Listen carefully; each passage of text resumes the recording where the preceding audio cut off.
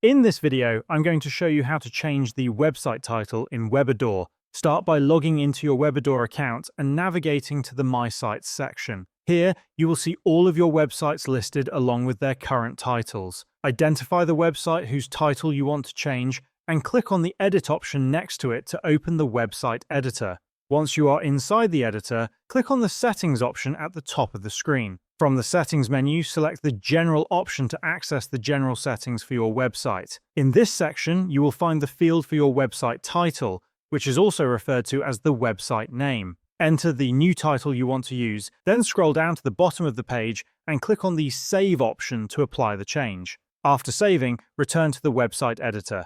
At this point, your website title has been successfully changed in the settings, but it is important to note that any text you have manually added to your website, such as headers or titles displayed on your pages, will not update automatically. To fix this, click on the header area of your website, remove the old title, and type in the new website title. Repeat this process anywhere else on your website where the old title or name appears. Once you update the header in one section, the new title will be reflected consistently as you navigate through different pages of your website. And this is how you can change the website title in Webador.